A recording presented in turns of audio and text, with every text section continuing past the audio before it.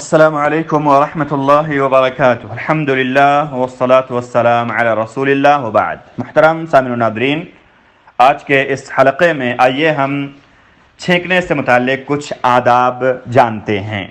میرے بھائیوں، چھینکنے سے متعلق کچھ آداب اور سنتیں ہیں جن کو اللہ کے رسول صلی اللہ علیہ وسلم نے ہمارے لیے مشروع قرار دیا ہے۔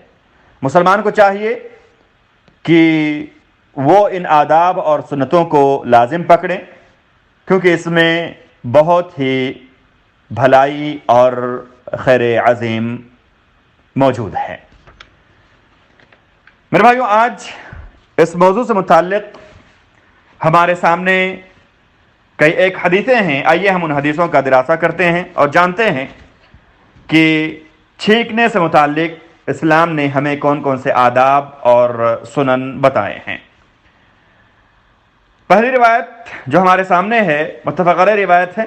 راوی حضرت ابو ہریرہ رضی اللہ تعالیٰ عنہ کہتے ہیں کہ نبی پاک صلی اللہ علیہ وسلم نے فرمایا کہ اللہ رب العالمین بے شک چھینک کو پسند کرتے ہیں اور جماعی کو ناپسند کرتے ہیں۔ جب تم میں سے کوئی شخص چھینکتا ہے اور اس پر اللہ رب العالمین کی تعریف کرتا ہے تو ہر مسلمان پر جو اس بات کو سنے، یعنی اللہ رب العالمین کی تعریف کو سنے، اس کے اوپر یہ واجب ہو جاتا ہے کہ وہ اپنے بھائی کے لیے یرحمک اللہ کہے، اس کے لیے یہ دعا کرے کہ اللہ رب العالمین تم پر رحم فرمائیں۔ اور رہی بات تصاؤب کی یعنی جماعی کی، تو وہ شیطان کی جانب سے ہے۔ جب تم میں سے کسی کو یہ حالت درپیش ہو تو وہ جتنا ممکن ہو سکے اسے دبانے کی کوشش کرے، کیونکہ جب تم میں سے کوئی شخص جماعی کا شکار ہوتا ہے تو شیطان اس سے ہنستا ہے۔ اسی حدیث کی ایک روایت میں ہے کہ جب تم میں سے کوئی شخص جماعی کے وقت ہاں ہاں کی آواز نکالتا ہے تو شیطان اس سے ہنستا ہے اور اس پر شیطان انسان کا مذاق اڑاتا ہے۔ تو اس حدیث میں میرے بھائیوں ہمیں جماعی اور چھینک سے متعلق کچھ اہم باتیں معلوم ہوئیں، اور ہم نے یہ جانا کہ جب ہمیں چھینک آئے تو ہمیں اللہ رب العالمین کی تعریف کرنی چاہیے، اور جو مسلمان ہماری اس بات کو سنے گا اس کے اوپر یہ ضرور ہو جاتا ہے کہ وہ ہمارے لیے یرحمک اللہ کہے۔ اور جو تصاؤب ہے، جماعی جو ہے، وہ شیطان کی جانب سے ہوتا ہے۔ نبی پاک صلی اللہ علیہ وسلم فرمایا، اور نبی پاک صلی اللہ علیہ وسلم نے یہ حکم دیا کہ جب ہمیں جماعی آئے تو ہم جتنی ہو سکے اس کو دبانے کی کوشش کریں اور ہاں ہاں کی آواز نہ نکالیں۔ حضرت ابو ہریرہ رضی اللہ تعالیٰ عنہ ہی سے ایک اور روایت مروی ہے، بخاری شریف کی روایت ہے، کہتے ہیں کہ اللہ کے رسول صلی اللہ علیہ وسلم نے فرمایا جب تم میں سے کوئی شخص چھینکے تو وہ الحمدللہ کہے، اور اس کا جو بھائی ہے یا اس کا جو ساتھی ہے یا اس کی جو یہ آواز سننے والا ہے الحمدللہ کی، اسے چاہیے کہ وہ یرحمک اللہ کہے۔ جب وہ یرحمک اللہ کہے تو جو چھینکنے والا ہے وہ یہدیکم اللہ ویصلح بالکم کہے، اور اس طرح سے اس کو جو جواب دینے والا ہے یرحمک اللہ کہنے والا ہے اس کو یہ دعا دے کہ اللہ رب العالمین آپ سب کو راہ راست پر چلائے اور آپ سب کے احوال کو اللہ رب العالمین درست کر دے۔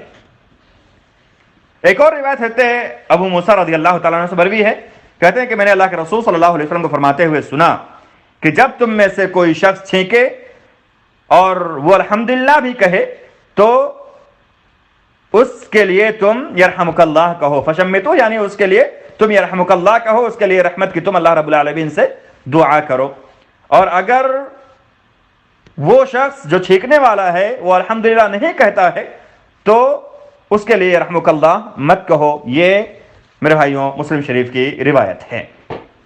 تو اس حدیث سے ہمیں یہ معلوم ہوا کہ جب کوئی چھینک رہا ہے الحمدللہ کہہ رہا ہے تو اس کو ہم یرحمک اللہ کہیں گے، اور اگر وہ الحمدللہ نہیں کہہ رہا تو اس کو ہم یرحمک اللہ نہیں کہیں گے۔ اور ایک روایت جو بہت ہی اہم ادب پر دلیل ہے، حضرت ابو ہریرہ رضی اللہ تعالیٰ عنہ اس کے راوی ہیں، کہتے ہیں کہ نبی پاک صلی اللہ علیہ وسلم جب چھینکتے تھے تو آپ صلی اللہ علیہ وسلم اپنے چہرے کو اپنے ہاتھ سے یا اپنے کپڑے سے ڈھانک لیا کرتے تھے، اور چھینک کے آواز کو آپ صلی اللہ علیہ وسلم پست کیا کرتے تھے، دبا دیا کرتے تھے۔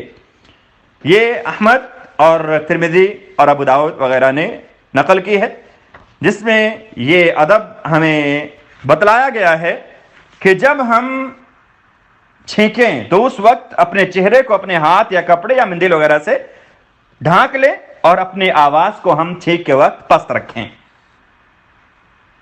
اس حدیث کو امام البانی رحمہ اللہ نے صحیح الجامع میں 4755 نمبر پر صحیح قرار دیا ہے۔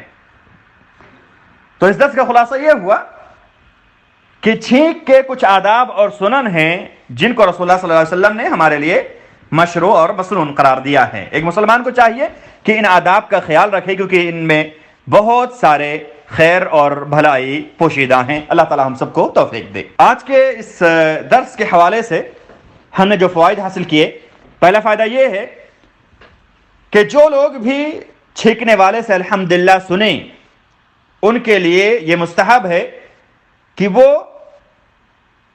اس کو یرحمک اللہ کہہ کر جواب دیں، یرحمک اللہ کہہ کر اس کے لیے دعا کریں۔ یہ تمام سننے والوں پر مستحب ہے۔ اور امام القیم رحمہ اللہ اس حدیث کے ظاہر کے بارے میں کہتے ہیں کہ اس سے یہ معلوم ہوتا ہے، ظاہر جو حدیث کا اس سے یہ ہمیں پتہ چلتا ہے کہ جو بھی چھینکنے والے کو الحمدللہ کہتے ہوئے سنیں اس کے اوپر یہ فرض عین ہے، اور حدیث کے اس ظاہر کو پھیرنے والی کوئی نص موجود نہیں ہے۔ اسی طرح سے ہم نے یہ بھی جانا کہ جو چھینکنے کے وقت الحمدللہ نہیں کہے اس کے لیے یرحمک اللہ نہیں کہا جائے گا۔ اسی طرح سے ہم نے یہ بھی جانا کہ اللہ رب العالمین کو چھینک پسند ہے، کیونکہ یہ نشاط، چستی اور خفت کے نتیجے میں آتی ہے۔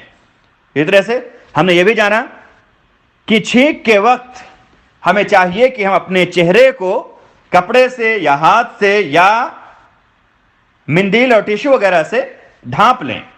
اور ہم نے یہ بھی جانا آج کے اس درس کے حوالے سے کہ چھینکنے کے وقت آواز بلند کرنا یا تیز آواز چھینکنا یہ مکروہ ہے۔ اللہ تعالیٰ سے ہم دعا کرتے ہیں کہ اللہ رب العالمین ہمیں نبی پاک صلی اللہ علیہ وسلم کی سنتوں کو سمجھنے والا، ان پر صحیح معنوں میں عمل کرنے والا اور صحیح طریقے سے صحیح انداز میں لوگوں میں ان تعلیمات نبی صلی اللہ علیہ وسلم کو عام کرنے والا اللہ تعالیٰ ہمیں بنائے۔ اللہ تعالیٰ ہمیں اس کی توفیق دے۔ اقول قولی ھذا واستغفر اللہ لی ولکم ولسائر المسلمین من کل ذنب فاستغفروہ انہ ھو التواب الغفور۔ والسلام علیکم ورحمۃ اللہ وبرکاتہ۔